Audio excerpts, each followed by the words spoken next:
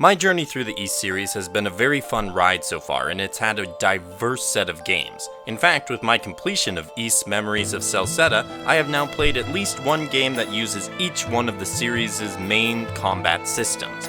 While I do believe some of the other games I've played have had better stories and some better gameplay, overall Memories of Celceta's gameplay grew on me throughout the game, and I especially enjoyed the focus on exploration and discovery. It felt more like an adventure than any of the previous games in the series I've played, which makes it fitting since this is the story of how Adol Kristin got the title Adventurer to begin with. Ys Memories of Celceta is a JRPG developed and published by Nihon Falcom and localized and published in the West by Xseed. The game originally came out for PlayStation Vita in 2012 in Japan and 2013 in North America, then was later ported to PC in China in 2015 and 2018 worldwide. Recently, Nihon Falcom released a graphical enhanced PS4 port in Japan in 2019, which found its way west in 2020 courtesy again of Xseed. Seems fairly simple so far, right? Yes, but Memories of Celceta, otherwise known as Ys 4, is not the only Ys 4 that has ever existed, and Ys 4 has had a very complicated history. Back in the 1990s, there were not one, but two Ys 4 games made. Not only that, both of these Ys 4 games were made by companies other than Nihon Falcom due to staffing departures at Falcom. Falcom supplied both developers with the outline of the story, and they went very different directions with it afterwards. The first one released in November of 1993, and that was Ys 4 Mask of the Sun, developed by Taito House for the Super Famicom. Then, in December 1993, the second one released, titled Ys 4 The Dawn of Ys, developed by Hudson Soft for PC. Surprisingly enough, Memories of Celceta is not the only remake, I'll get to the quotation marks in a little while, of Ys 4. In 2006, Mask of the Sun was remade for the PS2 by Arc System Works and published by Taito. In short, there were 3 Ys 4 games made before Memories of Celceta that had a bare-bones plot connection and were not even developed or published by the series makers. In my research, it appears that while some characters were brought over once Falcom decided to make their own definitive Ys 4, a good deal was changed to make it a distinct entry.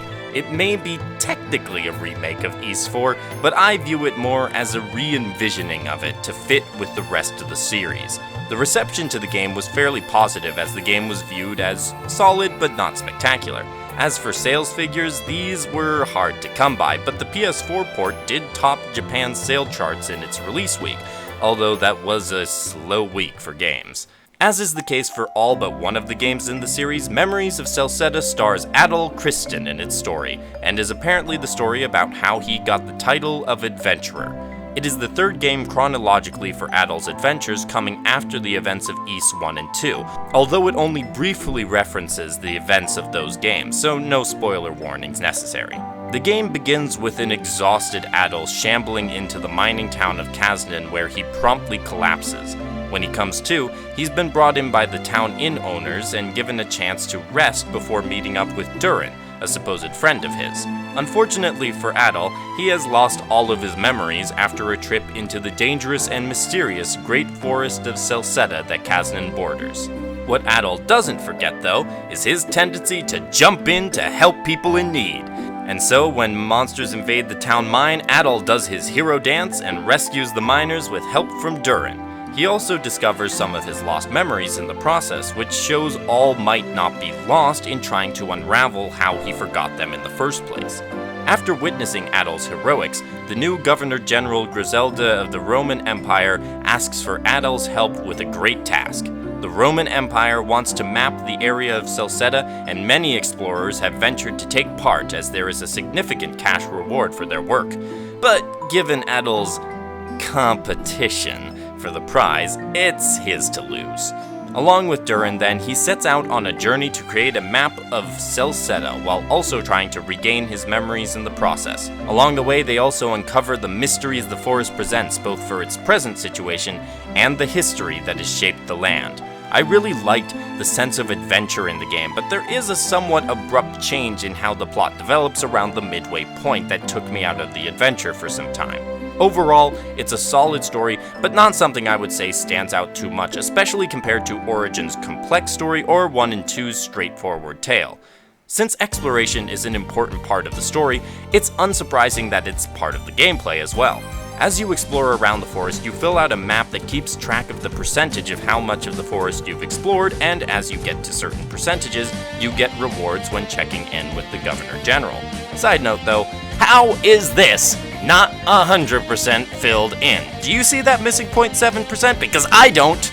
Since the forest is fairly large, you can fast travel between monuments littered around the forest, although the travel is limited at first, so you can only travel between monuments in the same color, which was annoying at times, and thankfully not permanent for the whole game. Also during your exploration, you can find materials dropped by monsters or in little rocks or plants you can mine or gather from that can be used in the crafting system. I didn't really use the crafting system too much, but it's there if you want to take advantage. You'll find memories of adults in a similar manner. The signal that you're getting close to one is when the screen goes all grainy like this, which I thought was a bug when I first saw it. This leads to short story scenes that you can rewatch at any time in the menu, which is good because they are vital story-wise. Unlike the previous entries in the series I've played, Memories of Celceta has side quests that you can complete if you feel like earning a little more cash to use when buying health potions or new weapons and armor. One thing I really enjoyed is that every character, except Adol, in the party has a special skill that can be used in the field to help clear obstacles, open up new paths, or open chests. I like that the gameplay distinction between the characters is not limited just to battle. The final part of the non-combat gameplay I want to talk about is the small moments of puzzle solving in a few of the dungeons. These are very minor, but I do think it's worth mentioning because one of the puzzles I thought was quite good. I just wish there had been more puzzles like those. As for combat gameplay, which I generally regard as the hallmark of the Ys series, Memories of Celceta uses the party battle system developed in Ys 7. It is the last battle system I had to play since I'd already played the bump system and the Napishtim system. For the party system, instead of just battling with one character, you battle with up to 3 characters and can switch between them at any point in the battle. Each character has a specific type of damage they inflict. For example, Adol deals slash damage with his sword, Durin deals strike damage with his gauntlets, and later party additions Karna and Ozma deal pierce damage. Certain enemies have weaknesses to these types, so you should switch to that character for your personal use while fighting them, since trying to fight with the other types will yield reduced damage. On the other hand, there are a lot of enemies, including almost all bosses, that are neutral to all damage types, so constant switching is not necessary for every battle. The combat system adds in skills that can be used during battle that have various effects. I found them helpful in all situations, especially since it's easy to use them with just the tap of a button. As you battle, you can then build up extra points and unleash a powerful extra skill in addition to your more basic skills. However, you can't focus only on offense since a fair amount of enemies have some strong attacks, so the game has 2 ways for you to counter enemies. Flash dodges allow you a few extra seconds to counterattack after successful use, and flash guards mean any attack you do after blocking will result in a critical hit. While there are quite a few different abilities and tactics to manage, the battle system is fast-paced and challenging without seeming unfair at any point.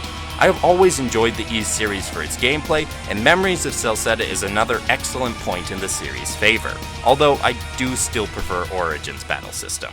Overall, presentation-wise, the music is good as always, not as broad as, say, the Trails soundtracks, but the battle themes especially were nice and energetic. The graphics, on the other hand, are very distinctly from the Vita era, since that was the game's original console.